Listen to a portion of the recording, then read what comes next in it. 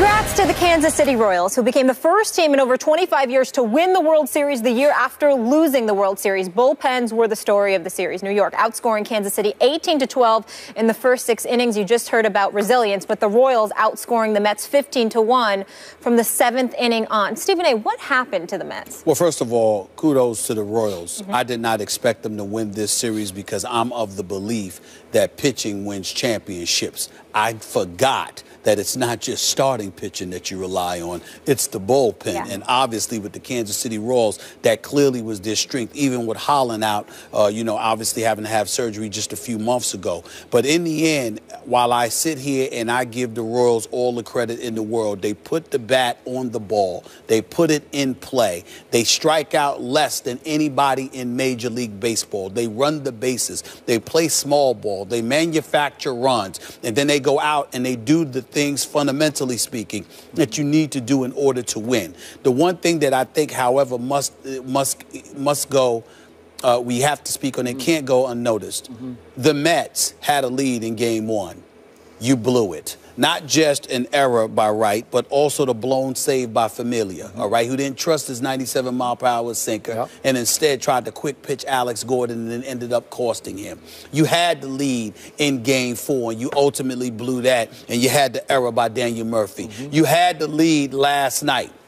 Matt Harvey was sensational, answered the bell, pitched 8 complete innings. I had no problem with Terry Collins sending him out there to pitch, but he should have yanked him once he walked Kane. He should not have let him pitch to that second batter. Kane stole second, and then obviously, and then Hosmer smacked that shot, and ultimately Kane came home.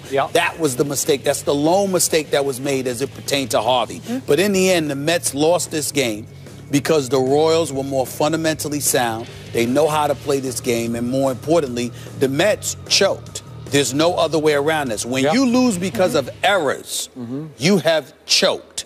That's what happened. Lucas Duda last night, the throw to home plate, not catch, wild throw and not catching Hosmer.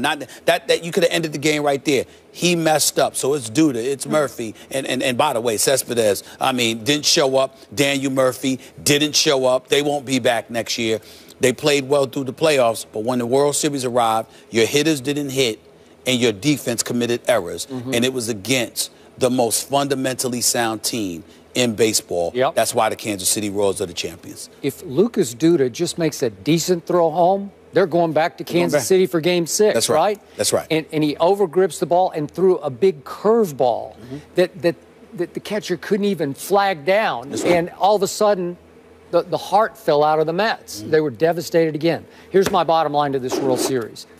The Mets turned back into the sad sack Mets. And you've been in New York a long time. You've covered a lot of Mets. You know the Mets. Even though they have won 2 World Series, down through baseball history, they have actually rivaled the Cubs as the sad sack organization, the dysfunctional organization, the one known for ineptitude, for when what can go wrong will go wrong. It's been Mets versus Cubs versus Mets versus Cubs, right? Yeah. And that's what struck me, is that they're still the same old Mets. Because what happened?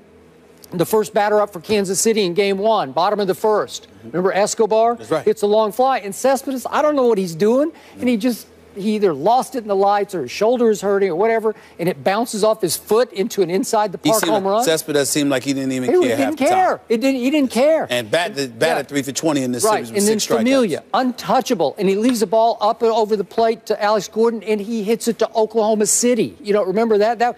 That devastated the Mets right there. And then you lived and you died by Daniel Murphy, because he was Babe Ruth to this point, and then he never looks like a second baseman to me anyway. He looks like a power hitter playing second base. He was also 3 for 20. Yeah, 7 strikeouts. He was terrible. Yeah. And then he botches that ball. He botched another ball in the 12th inning last night that opened the floodgates.